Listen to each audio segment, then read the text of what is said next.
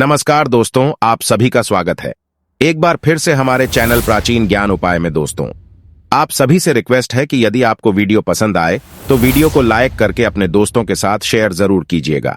आइए वीडियो शुरू करते हैं। जरा सोचिए, जब आपके कमरे में कोई चप्पल लेकर प्रवेश करता है तो आपको कितना क्रोध आता है। तो इसी कारण महादेव भी आपसे नाराज हो जाते हैं और आपको मिलने वाला फल नष्ट हो जाता है। ऐसे में हमेशा मंदिर में नंगे पांव ही प्रवेश करें, क्योंकि चमड़े की चप्पल हमेशा अशुद्ध रहती है। इससे देवशक्ति नाराज होती है। नंबर 2, अक्सर महिलाओं को मासिक धर्म आ जाता है और वो बिना किसी को बताए पूजा पाठ कर लेती है, जो कि शास्त्रों में वर्जित माना गया है। इस समय महिलाओं को जानकर भी अनजान नहीं बनना चाहिए। अगर आपको मानसिक पीड़ा है तो घर के मंदिर में या बाहर के मंदिर में प्रवेश नहीं करना चाहिए।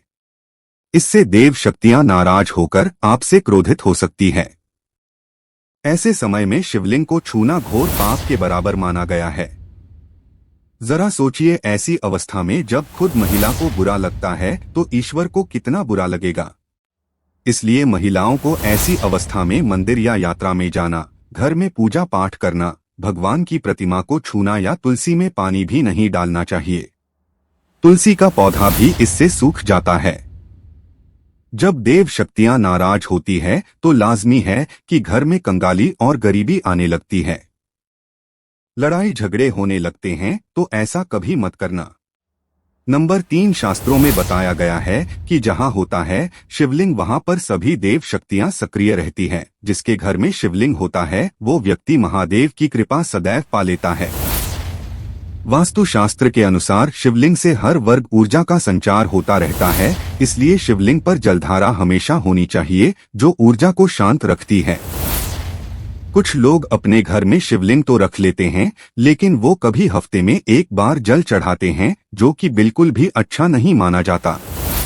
अगर आप जल नहीं चढ़ा सकते तो आप अपने घर में शिवलिंग कभी स्थापित ना करें, ऐसा गरुड़ पुराण में बताया गया है। इससे उल्टा घर में विनाश होता है। नंबर 4, शास्त्रों में बताया गया है कि तुलसी और महादेव का बैर माना गया है। इसी कारण तुलसी में शिवलिंग और गणेश की प्रतिमा को नहीं रखा जाता। कई लोग जाने अनजाने में शिवलिंग को तुलसी में रख देते हैं और घर में परेशानी आना शुरू हो जाती है। इससे महाशक्तियां क्रोधित हो जाती है, तो शिवलिंग पर तुलसी पत्र भी नहीं चढ़ाना चाहिए। तुलसी में और शिवलिंग में कुछ दूरी होनी चाहिए। नंबर 5, घर का मंदिर हो या बाहर का मंदिर, किसी भी मंदिर में ऐसे व्यक्ति को प्रवेश नहीं करना चाहिए जिसने स्त्री प्रसंग अर्थात संभव किया हो या उसने मांस खाया हो। अगर आप शारीरिक रूप से गंदे हैं तो मंदिर के आसपास भी नहीं जाना चाहिए। घर के बने मंदिर पर कोई कपड़ा आदि डाल देना चाहिए। जरा आप ही सोचिए, क्या आप मांस खाकर या स्त्री के साथ शारीरिक संबंध बनाकर भगवान के पास जाएंगे और क्या वो आपसे प्रसन्न होंगे? बिल्कुल भी नहीं। वो आपसे क्रोधित हो सकते हैं, आपसे नाराज हो जाएंगे। शास्त्रों में इसे घोर पाप माना गया है। इससे व्यक्ति नरक में जाता है। ऐसा दुष्ट स्वभाव मनुष्य के बर्बादी का कारण माना गया है, तो ऐसा बिल्कुल ना करें। ईश्वर के सामने हमेशा नहा धोकर मन पवित्र लेकर ही जाना चाहिए। इससे सभी शक्तियां आपसे प्रसन्न रहती हैं। दोस्तों, सावन के महीने में महादेव को ऐसे बेलपत्र कभी मत चढ़ाना, इसे बहुत ही अशुभ माना जाता है। दोस्तों, हम पौराणिक मान्यताओं के अनुसार बेलपत्र चढ़ाने से शिव जी का मस्तक शीतल रहता है। बेलपत्र से भगवान शिव की पूजा करने से दरिद्रता दूर होती है। व्यक्ति सौभाग्यशाली बनता है।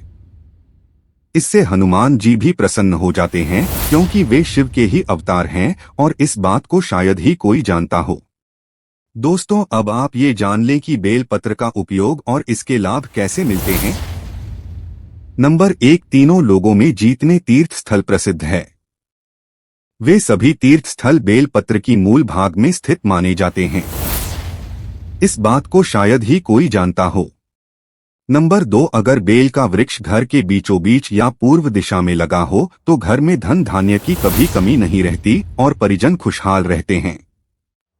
नंबर 3, जो व्यक्ति बेल के वृक्ष के मूल भाग की गंध, पुष्प आदि से पूजा अर्चना करता है उसे मृत्यु के पश्चात शिव लोक की प्राप्ति होती है। अब जानते हैं बेलपत्र से जुड़ी और कुछ खास बातें दोस्तों। चतुर्थी, अष्टमी, नवमी, चतुर्दशी और अमावस्या इन तिथियों को, साथ ही संक्रांति के समय और सोमवार को बेलपत्र नहीं तोड़ना चाहिए। पूजा से एक दिन पहले ही बेलपत्र तोड़कर रख लें। दोस्तों, हम बेलपत्र कभी अशुद्ध नहीं होता।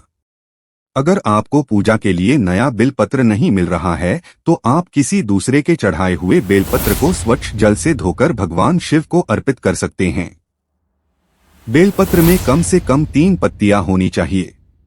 कटी फटी पत्तियों का बेलपत्र भगवान शिव को गलती से भी अर्पित मत करना। कटी फटी पत्तियों को अर्पित करने से शिव का अपमान माना जाता है, और बेलपत्र का भी, इसलिए बेलपत्र की पत्तियां एकदम साफ होनी चाहिए। दोस्तों, सावन के इस पवित्र महीने में जिस व्यक्ति को 5 संकेत मिल जाए तो इससे ये पता चलता है कि महादेव आपकी भक्ति से बहुत प्रसन्न हैं और आपको धनी होने से कोई भी नहीं रोक सकता।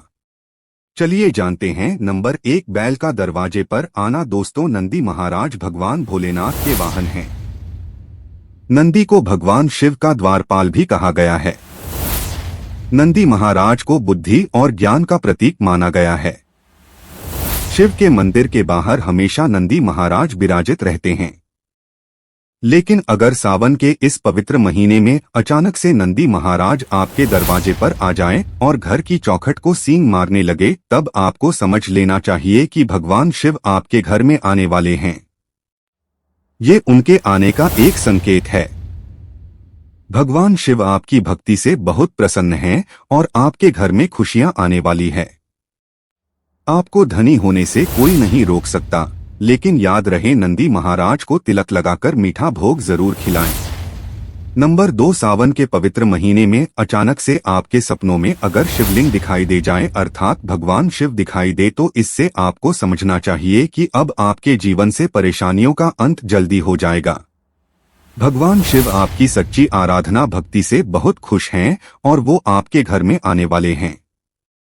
ऐसे में याद रहे, शिव की भक्ति में कोई भी कमी ना आने दें। घर को गंदा ना रखें, क्योंकि आपके घर में भगवान शिव पधारने वाले हैं।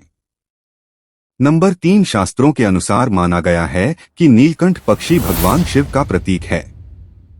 अगर आपके घर में सावन के महीने में नीलकंठ छत पर आकर बैठ जाए तो उसे भूलकर भी मत भगाना, क्योंकि ये भगवान शिव का प्रतीक माना गया है। ऐसे में आपको खुश हो जाना चाहिए, क्योंकि भगवान शिव आपकी भक्ति से बहुत खुश हैं।